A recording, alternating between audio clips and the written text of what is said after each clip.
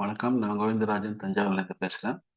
நம்ம இப்போ வந்து பிசிபி எக்ஸாமில் மாடியூல் 2 ப்ரிப்பரேஷனில் 2.1.1.11 இந்த செக்ஷனாக பார்த்துட்டு இருக்கோம். இது போன செக்ஷன்லையும் இதே தான் வந்துச்சு. அதாவது escape character, new line character. Escape கேரக்டர்னாக்கா பேக்லாஷ், நியூ லைன் கேரக்டர்னாக்கா பேக்லாஷ் ப்ளஸ் என். ஓகேங்களா? இதில் இப்போ எஸ்கேப் கேரக்டரை பற்றி பார்க்க போகிறோம். எஸ்கேப் கேரக்டர்னா என்ன பைத்தான்ல அப்படின்னாக்கா, அதை வந்து ஒரு உதாரணத்தோட பார்க்கலாம். இப்போ பாருங்க, உங்களுக்கு வந்து இந்த சின்டாக்ஸ் புரியும் இல்லையா? இது கரெக்டான சின்டாக்ஸா அப்படின்னா இல்லை, இது வந்து எரர் அடிக்கும். என்ன, இதுதான் கோட்டேஷன் ஓப்பன் ஆயிருக்கு, க்ளோஸ் ஆயிருக்குது, பெராந்தசிஸ் போட்டிருக்கு, பிரிண்ட்னு ஒரு பில்டின் ஃபங்க்ஷன் இருக்குது. அப்புறம் எப்படி வந்து சின்டாக்ஸ் எரர் ஆகும் அப்படின்னாக்கா, இந்த பேக்லாஷுக்கு பைத்தான்ல ஒரு மீனிங் இருக்கு. என்னன்னாக்கா, இதுல வந்து வெறும் பேக்லாஷ் மட்டும்தான் இருக்கு.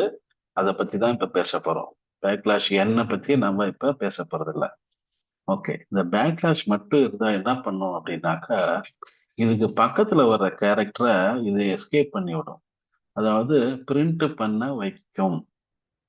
ஓகே, நம்ம இப்ப வந்து சப்போஸ் நம்ம கன்சோல்ல வந்து ஒரு உதாரணத்துக்கு வந்து கன்சோல்ல வந்து எனக்கு வந்து ஒரு ஸ்ட்ரிங் இருக்குது, அதுல நடுவுல வந்து ஒரு கொட்டேஷன் வேணும் அப்படின்னா எப்படி செய்யறது? அதுக்கு தான் இந்த இந்த விஷயம்.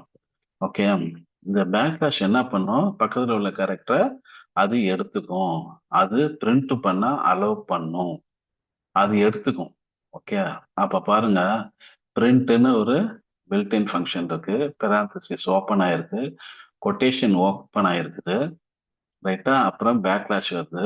பேக்லாஷ் வந்துச்சுன்னா என்ன பண்ணும், அதுக்கு பக்கத்துல உள்ள கொட்டேஷனோ எதுனாலும் அது எடுத்துக்கும். ரைட்டா? பெரும்பாலும் கொட்டேஷன் இதுதான் ப்ராப்ளமா வர்றது. அதனால நம்ம கொட்டேஷன் சொல்லலாம். இந்த பேக்லாஷ் வந்து பக்கத்துல உள்ள கொட்டேஷனை அது எடுத்துக்கொள்ளும், அது பிரிண்ட் பண்ணும், அதை ஒரு கேரக்டரா ட்ரீட் பண்ணி அதை வந்து பிரிண்ட் பண்ணும்.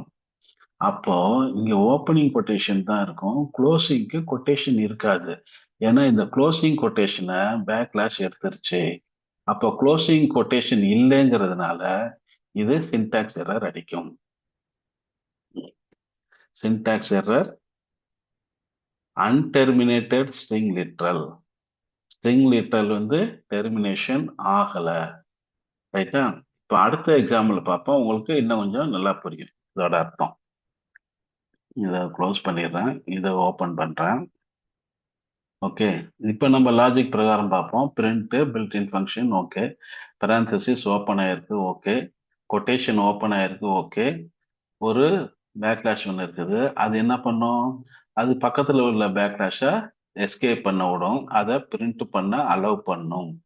அப்போ இந்த ஃபர்ஸ்ட் பேக்லாஷ் வந்து ரெண்டாவது பேக்லாஷை பிரிண்ட் பண்ண அலோவ் பண்ணும்.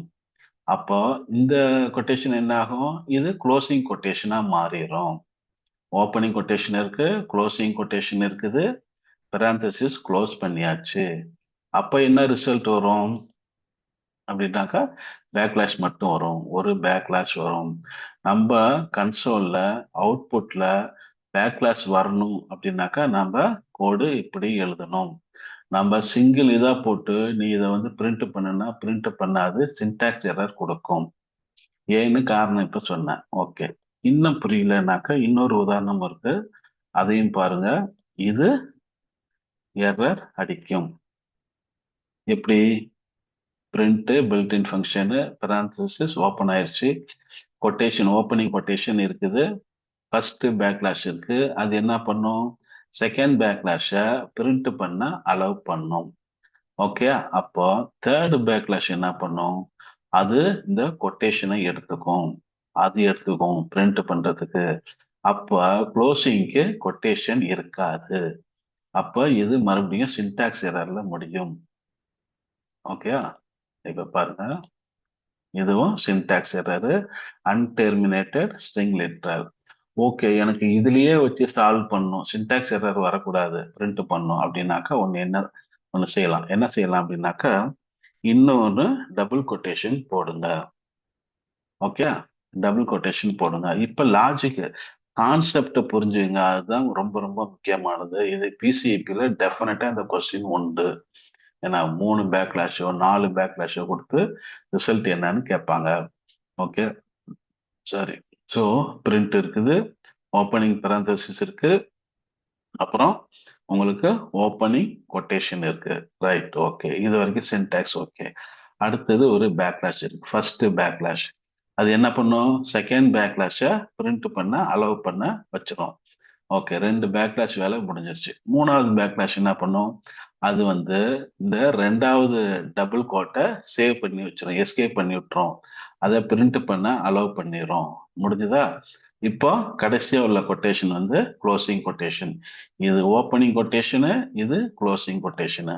அப்ப நமக்கு என்ன பிரிண்ட் ஆகும் அப்படின்னாக்கா, இந்த ஃபர்ஸ்ட் பேக்லாஷ் காப்பாத்தி விட்ட 2வது பேக்லாஷ், 3வது பேக்லாஷ் காப்பாத்தி விட்ட இந்த டபுள் கோட்டு, இது 2 தான் பிரிண்ட் ஆகும்.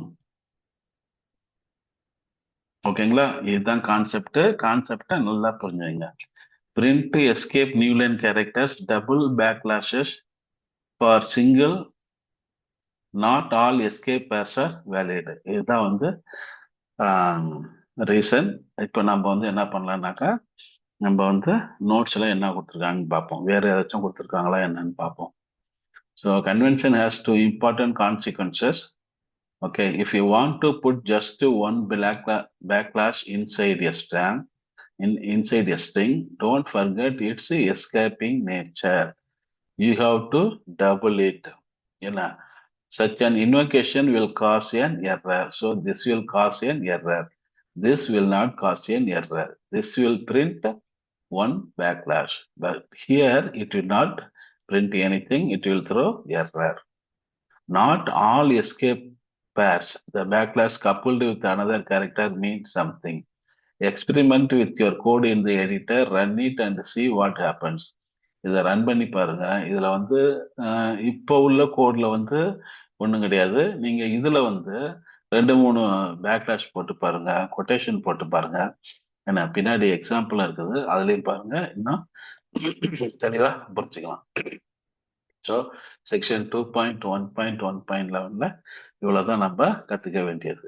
Okay, by.